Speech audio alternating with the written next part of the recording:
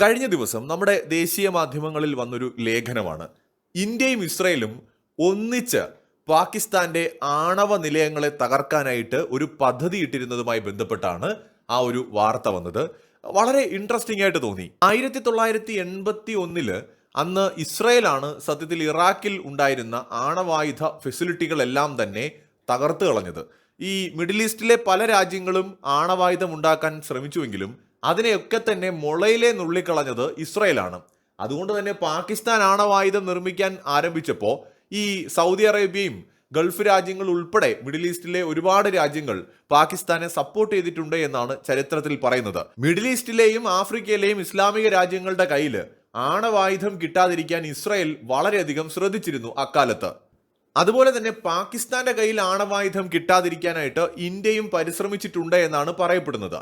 ഇന്ത്യയും ഇസ്രയേലും ചേർന്ന് ഈ കാര്യത്തിനായിട്ട് പ്രവർത്തിച്ചിട്ടുണ്ട് എന്ന് ചില റിപ്പോർട്ടുകൾ വന്നിട്ടുണ്ട്. 1992 ഇസ്രയേലും ഇന്ത്യയും തമ്മിലുള്ള ഒരു ഫോർമൽ ആയിട്ടുള്ള ഡിപ്ലോമാറ്റിക് റിലേഷൻസ് ഉണ്ടാവുന്നത് എങ്കിലും അതിനു മുമ്പ് തന്നെ ഇസ്രയേലും ഇന്ത്യയും തമ്മിൽ അത്യാവശ്യം നല്ലൊരു ബന്ധമുണ്ടായിരുന്നു. ഇരു രാജ്യങ്ങളുടെയും രഹസ്യാന്വേഷണ ഏജൻസികളും പരസ്പരം ഒരേ താല്പര്യമുള്ള വിഷയങ്ങളിൽ സഹകരിച്ചിരുന്നു എന്ന് വേണം മനസ്സിലാക്കാൻ. പാകിസ്ഥാന്റെ ആണവായുധ പരീക്ഷണങ്ങൾ ഒരുപോലെ ഇന്ത്യക്കും ഇസ്രയേലിനും ഭീഷണിയായിരുന്നു. കാരണം ഇന്ത്യയുമായിട്ട് പാകിസ്ഥാൻ ഉള്ളത് പരമ്പരാഗതമായിട്ടുള്ള ഒരു ശത്രുതയായിരുന്നെങ്കിൽ ഇസ്രയേലിനോട് പാകിസ്ഥാൻ ഉള്ളത് സ്വാഭാവികമായിട്ട് ഇസ്ലാമിക രാജ്യങ്ങൾക്ക് ഇസ്രയേലിനോടുള്ള ഒരു വെറുപ്പും വിദ്വേഷവും തന്നെയായിരുന്നു. അതുകൊണ്ട് ഇന്ത്യക്കും ഇസ്രയേലിനും ഇക്കാര്യത്തിൽ പാകിസ്ഥാൻ ആണവായുധം കണ്ടെത്തുന്ന കാര്യത്തിൽ ഒരേ നിലപാടാണ്. ഒരു കാരണവശാലും അവരുടെ കയ്യിൽ അത് കിട്ടാൻ പാടില്ല എന്നായിരുന്നു ഇരു രാജ്യങ്ങളും ആഗ്രഹിച്ചത്.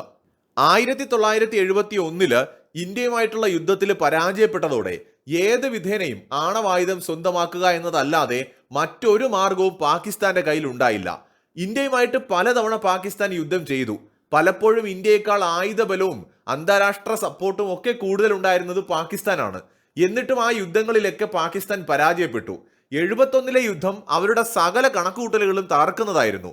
കാരണം ബംഗ്ലാദേശ് എന്ന് പറയുന്ന ഒരു പുതിയ രാജ്യത്തിന് ഇന്ത്യ ജന്മം കൊടുക്കുക മാത്രമല്ല ചെയ്തത്, പാകിസ്ഥാനെ രണ്ടാം ലോക മഹായുദ്ധത്തിന് ശേഷം ലോകത്ത് നടന്ന ഏറ്റവും വലിയ പരാജയപ്പെട്ട രാജ്യമെന്ന നിലയിലേക്ക് തള്ളിയിടുക കൂടി ചെയ്തു. കാരണം രണ്ടാം ലോക മഹായുദ്ധത്തിന് ശേഷം ഇത്രയും വലിയൊരു പരാജയം ഒരു യുദ്ധത്തിൽ മറ്റൊരു രാജ്യത്തിനും നേരിടേണ്ടി വന്നിട്ടില്ല.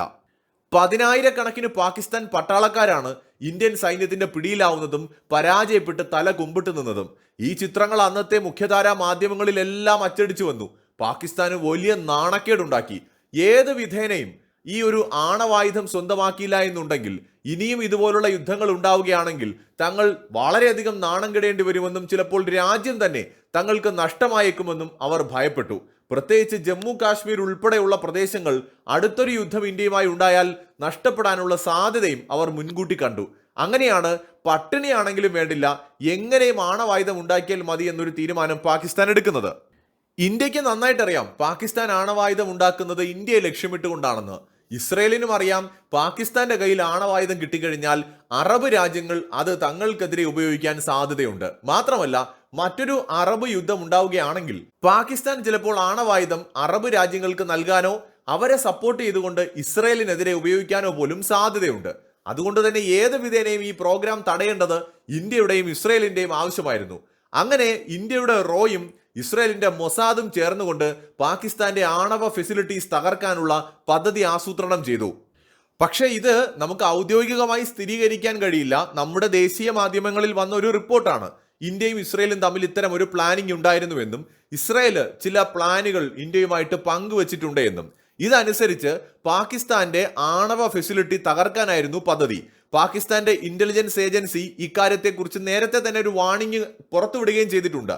ഇസ്രയേലും ഇന്ത്യയും ചേർന്നുകൊണ്ട് പാകിസ്ഥാനിലെ ആണവ പരീക്ഷണ കേന്ദ്രം തകർക്കാൻ അറ്റാക്ക് ചെയ്യാൻ പദ്ധതി ഇടുന്നുണ്ട് എന്നൊരു മുന്നറിയിപ്പാണ് അവർ നൽകിയിരുന്നത്.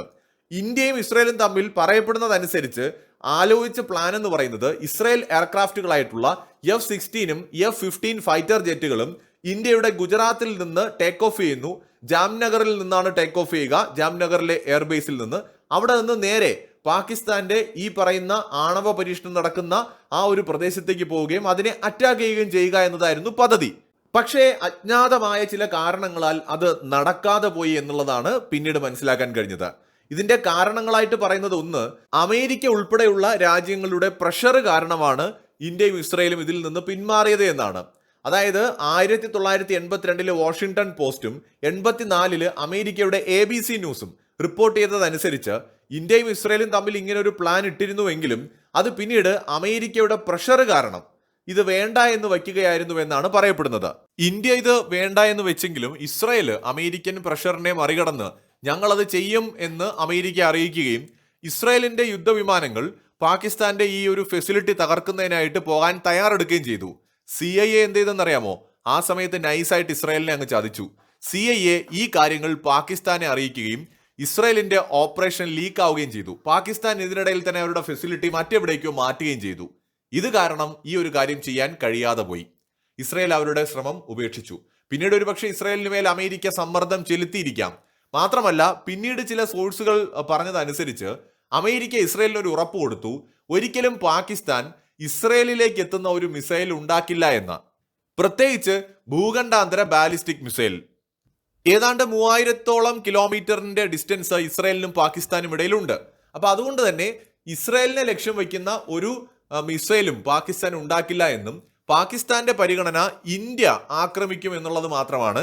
ഇന്ത്യ ആക്രമിക്കാതിരിക്കാൻ സുരക്ഷയ്ക്ക് വേണ്ടിയിട്ടാണ് ഇത് ഉണ്ടാക്കുന്നത് എന്നൊരു ഉറപ്പ് ഇസ്രയേലിന് അമേരിക്ക കൊടുക്കുകയും ചെയ്തു. അതുകൊണ്ട് തന്നെ പാകിസ്ഥാന്റെ കയ്യിൽ ഒന്നാമത് അവർക്ക് അതിനുള്ള ടെക്നോളജി ഇല്ല, രണ്ടാമത് അമേരിക്കയോ വേറെ രാജ്യങ്ങളോ ഒന്നും സഹായിച്ചിട്ടുമില്ല വലിയ മിസൈലുകൾ അല്ലെങ്കിൽ ഒരുപാട് ദൂരം പോകുന്ന മിസൈലുകൾ നിർമ്മിക്കാനായിട്ട്.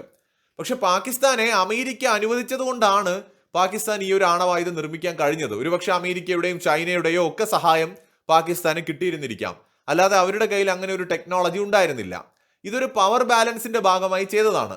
71 യുദ്ധത്തിൽ ഇവർ പരാജയപ്പെടുന്നു. ഇന്ത്യ തൊട്ടു പിന്നാലെ ആണവായുധം കൂടെ ഉണ്ടാക്കിയപ്പോൾ പാകിസ്ഥാൻ പേടിച്ചുപോയി. പ്രത്യേകിച്ച് അവരുടെ ഭാഗമായിരുന്ന പതിറ്റാണ്ടുകൾ 1947 ശേഷം അവരുടെ ഭാഗമായിരുന്ന കിഴക്കൻ പാകിസ്ഥാൻ എന്ന് വിളിക്കുന്ന ഒരു പ്രദേശം അവർക്ക് നഷ്ടമാവുകയാണ്. അതൊരു പുതിയ രാജ്യമായി മാറുകയാണ്. ഇന്ത്യയുടെ മുമ്പിൽ അവർ ആകെ നാണം കെട്ട് നിൽക്കുന്ന ഒരു സമയത്ത് അന്നത്തെ ഈ ഒരു ശീതയുദ്ധ കാലം കൂടി നമ്മൾ പരിഗണിക്കണം. അന്ന് അമേരിക്കൻ ചേരിയോടൊപ്പമായിരുന്നു പാകിസ്ഥാൻ. അപ്പൊ അതുകൊണ്ട് തന്നെ പാകിസ്ഥാനെ പ്രൊട്ടക്ട് ചെയ്യുന്നതിന്റെ ഭാഗമായിട്ട് അമേരിക്കയാണ് അവർക്ക് ആണവായുധം കിട്ടാനായിട്ട് അവരെ അനുവദിച്ചത്. ഇല്ലായിരുന്നെങ്കിൽ ഇന്ത്യയും ഇസ്രയേലും ചേർന്ന് അവരുടെ ആണവായുധം നിർമ്മിക്കാനുള്ള ശ്രമങ്ങളെ ആദ്യമേ തന്നെ അങ്ങ് നശിപ്പിച്ചു കളയുമായിരുന്നു. ഇത് സംബന്ധിക്കുന്ന കൂടുതൽ വിവരങ്ങളാണ് ഇപ്പോൾ നമ്മുടെ ദേശീയ മാധ്യമങ്ങളിൽ ഇന്നലെയായിട്ട് പുറത്തുവിട്ടത്. മറ്റൊരു വീഡിയോയുമായി വീണ്ടും വരാം.